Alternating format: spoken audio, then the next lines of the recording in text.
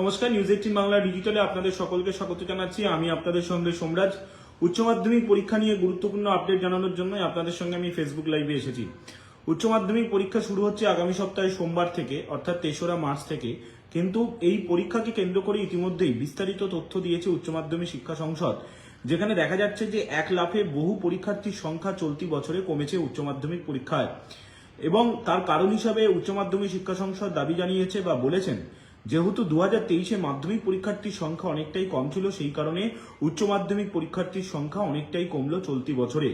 এবছর উচ্চ মাধ্যমিক পরীক্ষার্থীর সংখ্যা 5,09,000, যা গতবারের তুলনায় অনেকটাই কম।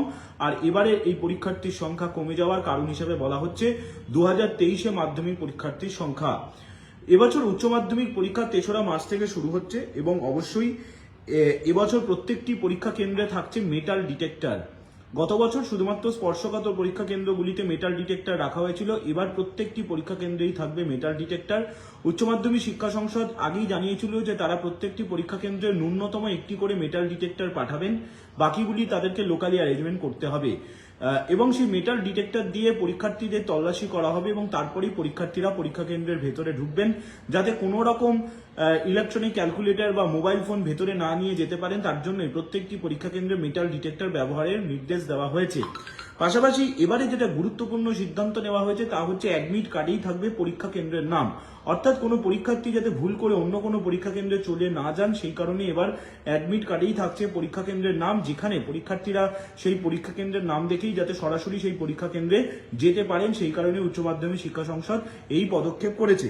পাশাপাশি এবারে ছাত্রীদের পরীক্ষার্থীর সংখ্যা উল্লেখযোগ্য হারে বেশি। ছাত্রী পরীক্ষার্থীর সংখ্যা 54.68%, যেখানে ছাত্রদের সংখ্যা 45.32%। 132টি পরীক্ষা কেন্দ্রকে এবার স্পর্শকাতর পরীক্ষা কেন্দ্র হিসাবে চিহ্নিত করেছে উচ্চ মাধ্যমিক শিক্ষা সংসদ, যেখানে আরো এক্সট্রা মেজার নেওয়া হচ্ছে। পাশাপাশি প্রতি 25 জন পড়ুয়া পিছু একজন করে পরিদর্শক রাখার সিদ্ধান্ত নেওয়া হয়েছে, অর্থাৎ যারা ইনভিজিলেট করবেন 25 জন পড়ুয়া পিছু একজন করে রাখার সিদ্ধান্ত হয়েছে। অর্থাৎ যে ঘরে 50 জন পরীক্ষা দেবেন সেই ঘরে 2 জন করে ইনভিজিলেটর থাকবে, তেমনটাই সংসদ সিদ্ধান্ত নিয়েছে। পাশাপাশি এবছর মোট 62টি বিষয়ে পরীক্ষা নেবে উচ্চ মাধ্যমিক শিক্ষা সংসদ।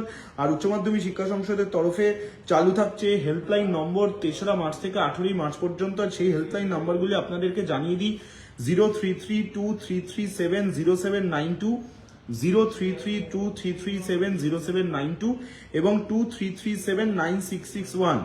এই নাম্বারগুলিতে ফোন করলে আপনারা অবশ্যই উচ্চ মাধ্যমিক পরীক্ষা পরিচালনা সংক্রান্ত কোনো সমস্যা থাকলে তা সরাসরি আপনারা সংসদের এই হেল্পলাইনগুলিতে জানাতে পারেন। আগামী 3রা মার্চ থেকে চলবে উচ্চ মাধ্যমিক পরীক্ষা চলবে।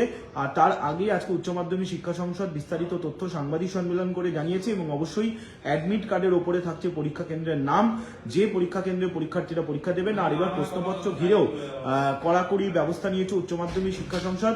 পরীক্ষার হলেই প্রশ্নপত্রের প্যাকেট খোলা হবে, অর্থাৎ কোনোভাবেই প্রশ্নপত্র আগে থেকে কোনো শর্টিং হবে না, প্রশ্নপত্রের প্যাকেট খোলা হবে পরীক্ষার হলেই।